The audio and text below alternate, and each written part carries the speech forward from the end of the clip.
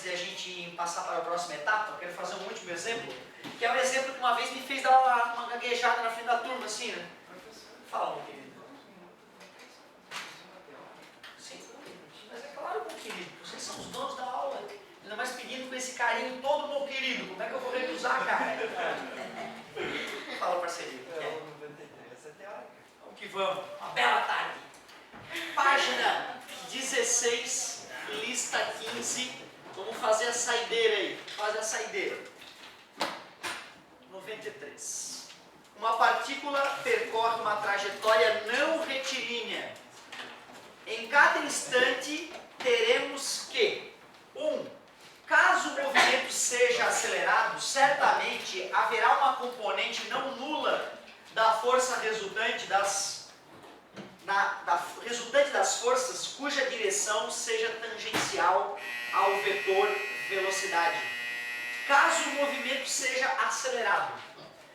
Aí é que tá, cara, eu fico com medo, que eu fico me perguntando assim, será que esse cara está considerando que o movimento circular uniforme é acelerado?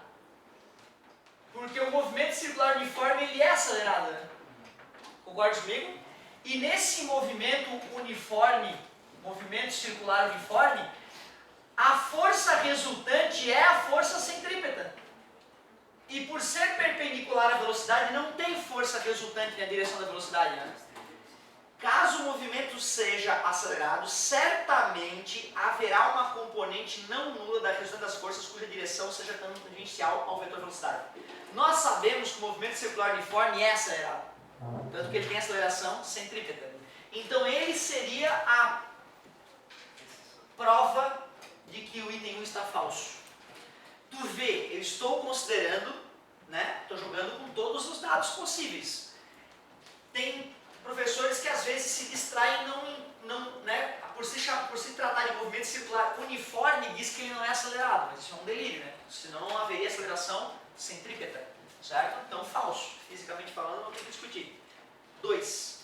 Seja qual for o movimento, haverá uma componente não nula das resultantes das forças cuja direção seja perpendicular ao vetor velocidade. Se não é retilíneo, tem que fazer curva. E se tem que fazer curva, tem que ter uma componente de força perpendicular à velocidade que vai justificar a curva. Concordas? 3. Caso o movimento seja uniforme, certamente o vetor velocidade será constante em modo, direção e sentido. Mais uma vez, o movimento circular é considerado uniforme porque o módulo da velocidade é constante. Mas no MCU, o vetor velocidade muda em direção e sentido, só o módulo é constante, né?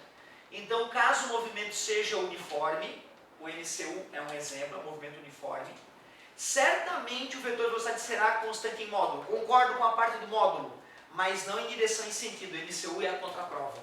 Então, o MCU tornou o item 1 e o item 3 falsos. Só o 2 é verdadeiro. Somente a afirmação 2. Certo, meu querido? Valeu, cara. Obrigadão. Daqui a pouco a gente finaliza com um exemplo de capacitor e avançamos na matéria paulatinamente.